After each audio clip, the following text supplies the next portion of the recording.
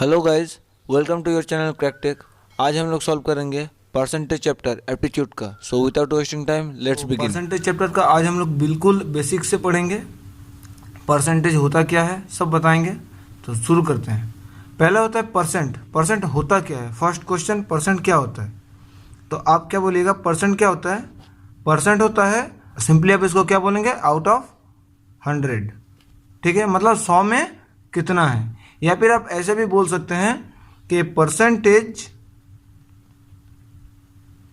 is a fraction in which denominator is 100. Percentage is a fraction in which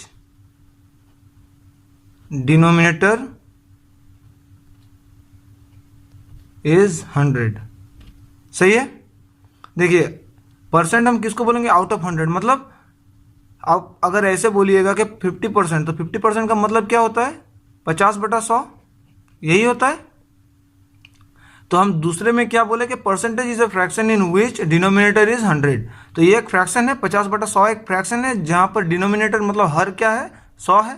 इसका जो definition है ये भी सही है।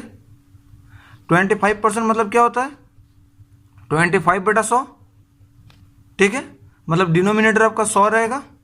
ठीक है, अब देखिए, अगर आपको ये बोले कि परसेंट से फ्रैक्शन में बदलना है, तो परसेंट टू फ्रैक्शन, तो अगर आपको परसेंट से फ्रैक्शन की तरफ जाना है तो आपको क्या करना पड़ेगा, 100 से डिवाइड करना पड़ेगा। ठीक है, फॉर एग्जाम्पल हम क्या बोल सकते हैं कि मान लीजिए 25%, तो 25% मतलब 25/100 मतलब 1/4। तो ये आ गया एक फ्रैक्शन। ठीक है, स्मॉलेस्ट फ्रैक्शन इस टर्म का। तो ये एक फ्रैक्शन हो गया। तो परसेंट से फ्रैक्शन आने में हमको क्या करना पड़ेगा, डिवाइड बाई 100। ये याद रखिएगा, डिवाइड बाई 100। और अगर आपको फ्रैक्शन से परसेंट की तरफ बोलेगा तो फ्रैक्शन टू परसेंट। तो फ्रैक्शन टू परसेंट में क्या होगा, आपको 100 से मल्टीप्लाई करना पड़ेगा, मल्टीप्लाई बाई 100। इसका उल्टा, मल्टीप्लाई बाई 100। जैसे आपको एक फ्रैक्शन दे दिया कि 1/2, अगर आपसे ये पूछेगा कि ये कितना परसेंट है, तो आप क्या कीजिएगा, इंटू 100, यानी 50% हो जाएगा आपका आंसर। राइट साइड में देखिए, कुछ फ्रैक्शन जो है परसेंटेज में बदला गया हुआ है।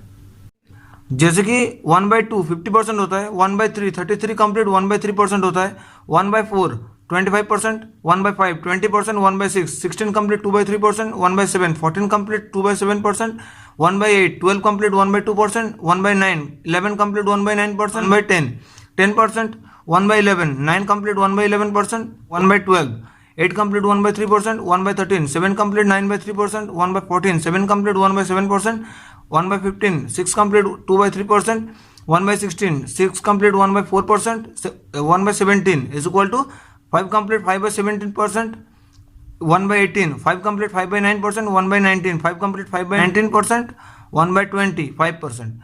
तो ये जो चार्ट है इसको आप एक स्क्रीनशॉट में रख लीजिए और ये आपको क्वेश्चन करने में काफ़ी हेल्प करेगा। तो परसेंट में कैसे क्वेश्चन आता है हम लोग डिस्कस करते हैं। तो कुछ सवाल लेते हैं, आपको समझ में आ जाएगा कि किस तरीके का क्वेश्चन इसमें होता है और आपको उसको कैसे सॉल्व करना है। तो क्वेश्चन की तरफ बढ़ते हैं। तो पहला क्वेश्चन दिया है आपसे, व्हाट परसेंट ऑफ 72 इज 6। मतलब 6 जो है ये 72 का कितना परसेंट है। तो देखिए 6 72 का कितना परसेंट है, मतलब 72 तो 100% है, तो 6 कितना परसेंट होगा, आपसे यही सवाल में पूछा है। तो आपको कैसे निकालना है इसको, आपको तो तरीका पता होगा, लेकिन इसको हम फ्रैक्शन में कर देंगे ना, तो फ्रैक्शन से आपको डायरेक्ट आंसर आ जाएगा। जैसे कि 6/72 का कितना हिस्सा होता है, पहले ये बोलिए, 6/72 इतना हिस्सा होता है। तो ये कट जाएगा तो कितना हो जाएगा, 1/12। तो 1/12 यानी हम क्या बोल सकते हैं, यहाँ आपको क्या लिखा हुआ है, 1/12 यानी 8 कंप्लीट 1/3%।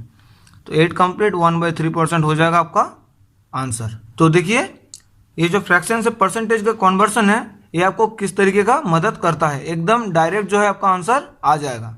तो बढ़ते अगले क्वेश्चन की ओर। नेक्स्ट दिया है, if 30% of a number is 12.6 then the number is.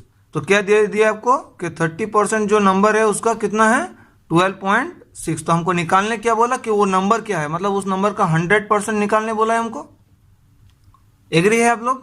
तो कैसे निकालेंगे हम लोग, 30% आपको दे दिया है तो यहाँ से हम 10% का निकाल सकते हैं, बिल्कुल निकाल सकते हैं। कैसे, इसका अगर 10% हम बोलेंगे तो 30 से 10 यानी क्या किए हम, डिवाइडेड बाई 3 किए, तो यहाँ भी हमको डिवाइडेड बाई 3 करना पड़ेगा, 3 से भाग देना पड़ेगा। तो क्या आ जाएगा, देखिए 3 से 12 को भाग देंगे तो 4 आ जाएगा, और 3 से 6 को भाग देंगे तो 2 आ जाएगा, मतलब 4.2। तो हम ये बोल सकते हैं कि इस नंबर का 10% जो है 4.2 है। तो इस नंबर का अगर 10% 4.2 होगा तो भैया 100% कितना हो जाएगा, 42 हो जाएगा। तो ये हो जाएगा आपका आंसर। बढ़ते अगले क्वेश्चन की ओर। What will be 160% of a number whose 200% is 140। तो आपसे क्या बोला है कि उस नंबर का 160% निकालना है जिसका 200% कितना है, 140 है। तो हम ये बोल सकते हैं कि उस नंबर का 200% 140 है, मतलब वो नंबर का दुगना है 140, क्योंकि नंबर का जो ओरिजिनल होता है कितना होता है, 100% होता है। तो 200% आपको दिया हुआ है, मतलब उस नंबर का दुगना दिया हुआ है। तो इसका 100% कितना आ जाएगा, 70 आ जाएगा, और 100% अगर 70 आता है तो 10% जो है कितना आ जाएगा, इसका 7 आ जाएगा। क्लियर है। तो अगर 10% 7 आता है तो इसका 60% कितना आ जाएगा, 7 इंटू 6। देखिए 10 से हम 6 को मल्टीप्लाई किए तो यहाँ भी मल्टीप्लाई करना पड़ेगा, तो 7 इंटू 6 42 आ जाएगा, 60% उस नंबर का। तो हमको निकालने क्या बोला है, 160%। तो 160 को हम ऐसे भी लिख सकते हैं कि 100% प्लस 60%। तो 100% इसका तो हमको मालूम है 70 है, और 60% भी मालूम है 42 है। तो कितना आ गया, 112। ये हो जाएगा आपका आंसर। कितना टाइम लगा। बढ़ते अगले क्वेश्चन की ओर। नेक्स्ट देखिए, if A's income is 33 complete 1/3% more than that of B, then how much percent is B's income is less than that of A. ठीक है। तो आपसे क्या बोला है कि जो ए का जो इनकम है वो बी से कितना ज़्यादा है, 33 कंप्लीट 1/3% ज़्यादा है, किससे, बी से। ठीक है। तो आपसे पूछा क्या कि इसका उल्टा पूछा है कि बी का जो है इससे कितना कम है। तो देखिए 33 कंप्लीट 1/3% ज़्यादा है, इसका मतलब क्या है, देखिए हम लोग पहले जो आपके पास जो चार्ट है वहाँ से आप निकाल सकते हैं। चार्ट में देखिए ये जो 33 कंप्लीट 1/3% है, ये फ्रैक्शन में कितना आता है, 1/3 आता है। सही है।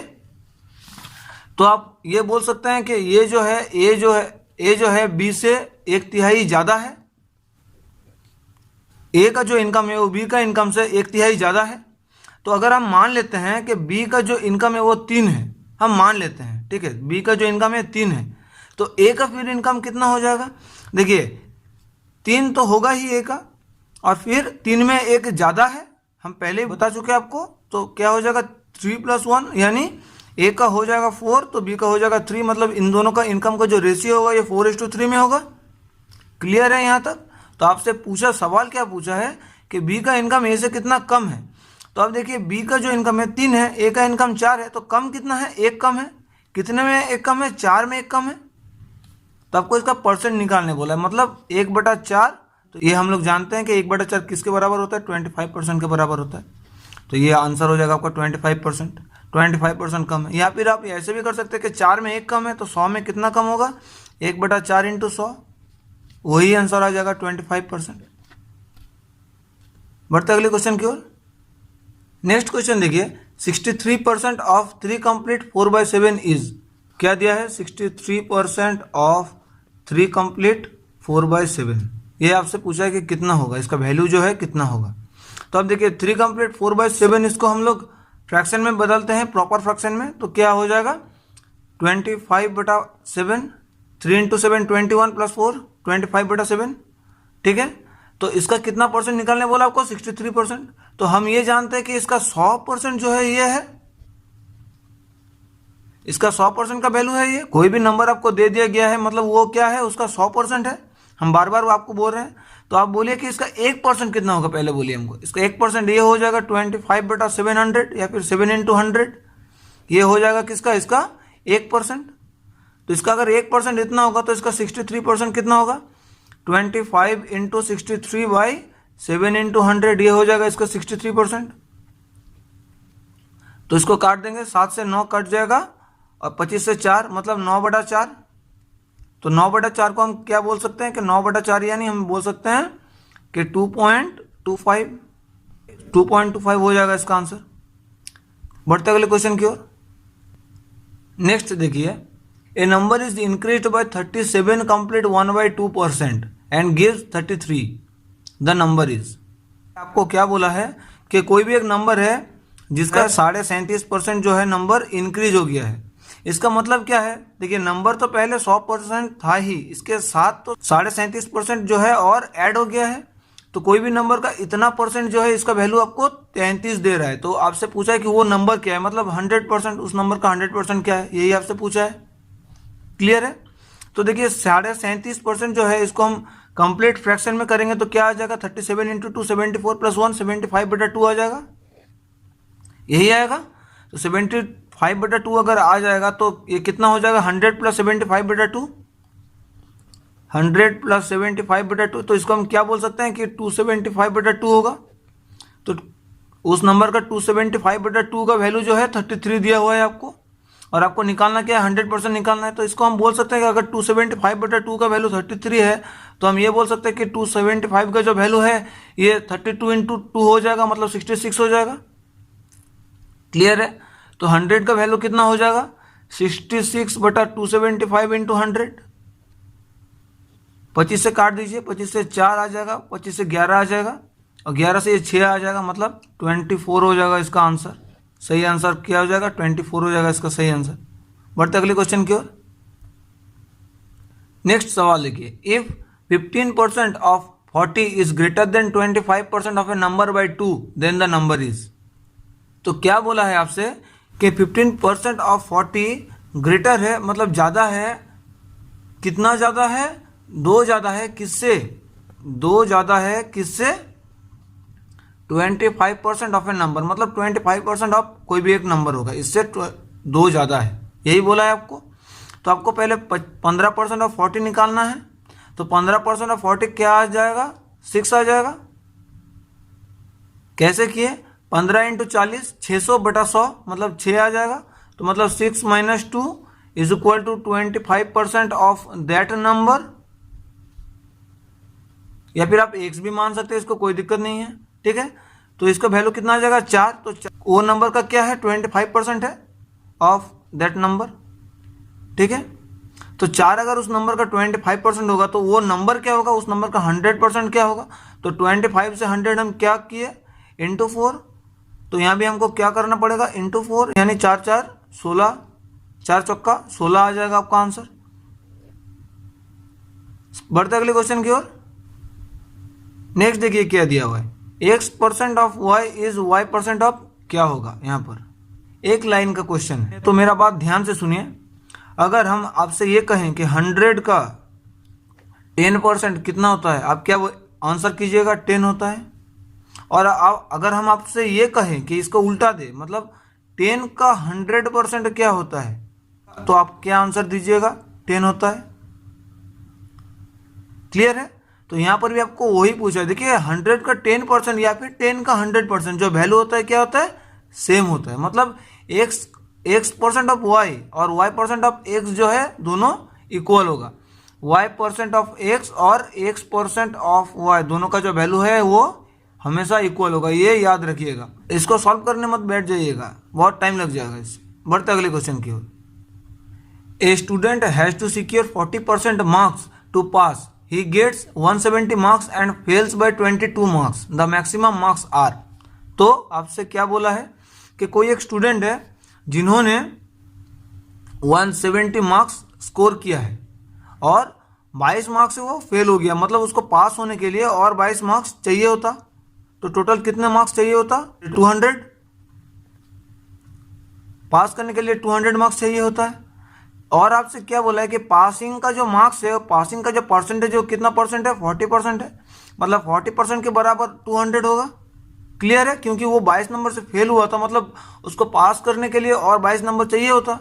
तो ना 178 उसको मिला था और 22 उसको और चाहिए होता, तो कितना हो गया, 200 हो गया। तो 200 उस नंबर का 40% है। तो आपसे पूछा है कि मैक्सिमम मार्क्स कितना है, यानी 100% कितना है।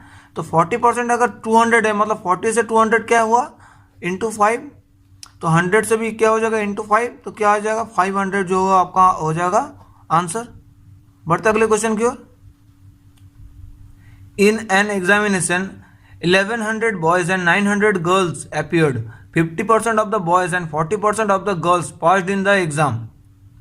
The percentage of candidates failed is.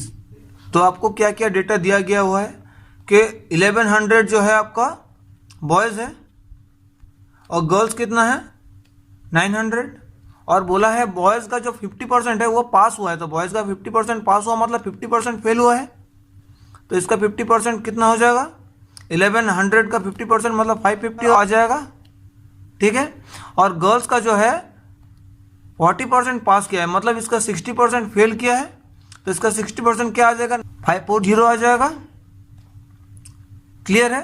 तो टोटल कुल मिला के कितना स्टूडेंट था 1100 और 900 टोटल 2000 स्टूडेंट था, और कितना फेल हुआ उसमें 550 और 540 यानी 1090। तो आपसे पूछा है कि इसका परसेंट क्या होगा, इंटू 100 कर देंगे, तो यहाँ पर 2030 कट जाएगा, तो 100 9/2 यानी 54.5 ये हो जाएगा आपका आंसर 54.5%।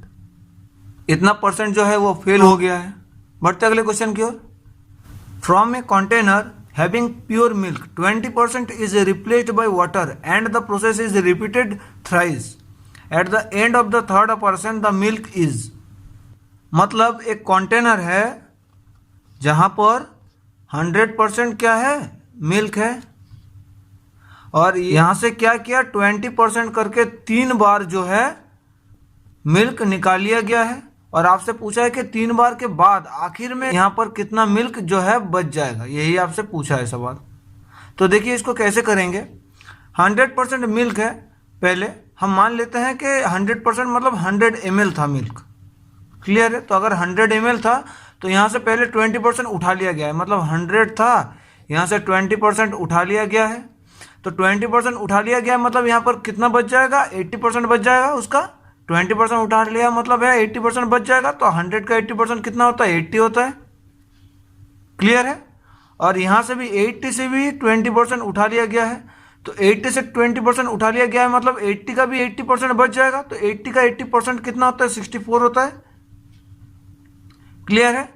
और 64 से भी क्या किया 20% जो है उठा लिया गया है, तो 64 से 20% उठा लिया गया मतलब 64 का भी 80% बच जाएगा, तो 64 का 80% यानी 64 इंटू 8 512/10 यानी कितना आ जाएगा 51.2 ml जो है ये बच जाएगा, मतलब 51.2% इतना बच जाएगा। तो ये हो जाएगा आपका आंसर।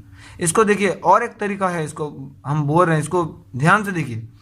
100 ml है, यहाँ से 20% उठा लिया गया है, 20% उठा लिया गया मतलब कितना बच जाएगा 80 बच जाएगा, तो 80 से भी 20% उठा लिया, तो 80 का 20% कितना होता है 16 होता है। 80 का 20% तो 16 उठा लिया गया मतलब 80 माइनस 16, तो ये किसके बराबर आ जाएगा 64 के बराबर, वही हम आपको बताए। और 64 से भी 20% और उठा लिया गया मतलब 64 का 20% कितना होता है 64/5। 20% मतलब क्या होता है 100/5 होता है, तो 64/5 कितना हो जाएगा 12.8। तो 12.8 क्या हुआ 64 से उठा लिया गया मतलब 64 माइनस 12.8 कितना आ जाएगा 51.2, यही हो जाएगा आपका आंसर। इतना बच जाएगा आखिर में, 3 बार के बाद इतना ही बच जाएगा। क्लियर है। बढ़ते अगले क्वेश्चन की ओर। नेक्स्ट देखिए 300 grams of sugar solution has 40% sugar in it. How much sugar should be added to make it 50% in the solution? मतलब 300 ग्राम का एक सॉल्यूशन है जहां पर आपको बता दिया गया कि 40% जो है शुगर है। तो देखिए 100 में 40 है, 40% का मतलब क्या है 100 में 40 हम आपको क्या बताते हैं परसेंट में कि 100 में कितना होता है तो 40 होता है। 100 में अगर 40 होगा तो 300 में कितना होगा 40 इंटू 3 यानी 120 ग्राम हो जाएगा इसमें शुगर। तो अगर 120 ग्राम शुगर होगा तो बचा हुआ जो वो होगा वो वाटर होगा। तो वाटर कितना है हमको बताया नहीं कि वाटर है, मान लेते हैं कि वाटर ही है, तो कितना होगा 300 माइनस 120 मतलब 180 ग्राम। तो आपसे पूछा क्या है कि आपको इसको बनाना है 50%, किसको शुगर को बनाना है आपको 50%। तो देखिए शुगर को अगर 50% बनाना है इसका मतलब क्या है कि शुगर अगर 50% रहेगा नया सॉल्यूशन में, शुगर अगर 50% रहेगा तो वाटर भी तो 50% रहना चाहिए, है कि नहीं। शुगर आपको चेंज करना है, वाटर तो आपको चेंज नहीं करना है। तो आपको 50% वाटर बनाना है, तो 50% वाटर मतलब यही होगा, आपको तो वाटर मिक्स करने नहीं बोला है। आपको बोला है कि खाली शुगर मिक्स करने के लिए। तो वाटर 180 ग्राम वाटर मतलब क्या है, वो सॉल्यूशन का 50% होगा। क्लियर है, 180 ग्राम 50% होगा। तो आपको शुगर को भी जो है आपको 50% बनाना है, मतलब शुगर को भी आपको 180 ग्राम बनाना है। तो आपको है कितना शुगर, 120 ग्राम है। तो आपको और कितना चाहिए शुगर, 60 ग्राम और चाहिए, माइनस कर देंगे 60 ग्राम, तो 60 ग्राम हो जाएगा आपका आंसर। 60 ग्राम शुगर और चाहिए 50% बनाने के लिए। क्लियर हो गया है, बढ़ते अगले क्वेश्चन की ओर। In an election between two candidates, a candidate who get 40% of the total votes defeated by 15,000 votes, the number of vote polled by the winning candidate is। तो क्या बोला है आपको कि कोई एक इलेक्शन है जहां पर जो लॉस हुआ है, मतलब जो हार गया है, उन्होंने 40% वोट उनके तरफ आया था, ये जो लॉस हुआ है। तो जो विन हुआ है, मतलब जो जीता है, उनके पास कितना परसेंट वोट गया होगा, 100 - 40 यानी 60% उसके पास वोट गया होगा। क्लियर है, तो इसके पास 60% आया, इसके पास 14% आया। और आपसे क्या और एक डेटा दिया गया हुआ है कि ये जो है हारा कितने वोट से है, 15,000 वोट से ये हार गया है। मतलब कितना परसेंट से हारा है, ये 20% से हारा है। तो 20% से हारा है और 15,000 वोट से हारा है, तो बात एक ही है। तो हम ये बोल सकते हैं कि 20% वोट के बराबर हो जाएगा 15,000 वोट। तो आपसे क्या बोला है कि जो जीता है उन्होंने कितना वोट प्राप्त किया है, यानी 60%। तो आपको निकालना कितना है, 60% का वैल्यू निकालना है। तो 20 से 60 यानी इंटू 3, तो यहाँ भी हम इंटू 3 कर देंगे, गुणा कर देंगे। तो 15,000 से 3 गुना कर देंगे तो क्या आ जाएगा, 45,000। ये हो जाएगा आपका आंसर। बढ़ते अगले क्वेश्चन की ओर। If the price of wheat be raised by 30%, find how much percent a householder must reduce his consumption so as not number increase in his expenditure। तो हमको क्या बोला है कि 30 wheat का जो प्राइस है वो 30% इंक्रीज हो गया है। क्लियर है, और जो हाउस होल्डर है वो अपना एक्सपेंडिचर, वो अपना खर्चा जो है बढ़ाना नहीं चाहते हैं। तो जाहिर सी बात है उसको जो इसका यूज होता था उसको घटाना पड़ेगा, जितना पहले यूज होता था उससे घटाना पड़ेगा इसका यूज, तब जाके वो जो एक्सपेंडिचर है उसका जो टोटल खर्चा है वो एक आएगा। क्लियर है, तो हम ये मान लेते हैं कि वेट जो पहले वो यूज करता था वो 100 किलोग्राम यूज करता था और पर केजी का जो प्राइस है वो 100 रुपीज़ था, हम मान लेते हैं। तो उसके पास तब एक्सपेंडिचर कितना होता था, उसका मंथली खर्चा कितना होता था वेट के पीछे, 100 × 100 मतलब 10,000। क्लियर है, अब आपसे क्या बोला है कि उसका जो प्राइस है 30% इंक्रीज हो गया है, मतलब वेट का जो अभी का प्राइस है कितना हो जाएगा, 130 पर किलोग्राम हो जाएगा।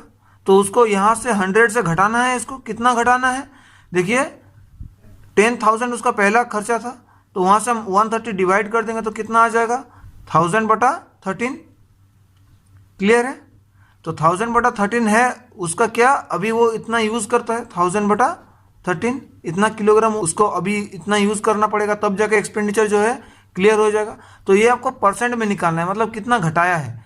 तो कितना घटाया है, पहले तो 100 किलोग्राम लाता था, अभी कितना लाता है, लाना पड़ेगा 1000/13। इसको हम सॉल्व करेंगे तो क्या आ जाएगा, 1300 माइनस 1000 कितना आ जाएगा, 300/13। तो इतना डिक्रीज करना पड़ेगा। तो इसका वैल्यू कितना आ जाएगा, इसको डिवाइड कर देंगे तो 13 2 जार 26, 4 0 13 3 जार 39, मतलब 1/13 इतना परसेंट जो है उसको डिक्रीज करना पड़ेगा। तो ये हो जाएगा आपका आंसर। बढ़ते अगले क्वेश्चन की ओर। नेक्स्ट देखिए क्या बोला है, at an exam in which full marks was 500, A got 10% less than B, B got 25% more than C, C got 20% less than D. If A got 360, then what percent did D get? Clear है, कोई एक exam है जिसका full marks 500 है और आपसे बोला गया है कि A जो है 10% लेस है B से, B 25% ज़्यादा है C से और C 20% लेस है D से। तो हम इस सवाल में हम लोग क्या करेंगे, जो लास्ट में दिया हुआ है ना उसको हम 100 पकड़ेंगे। मतलब हम मान लेते हैं कि D का जो है वो 100 मार्क्स था, हम मान लेते हैं, ठीक है।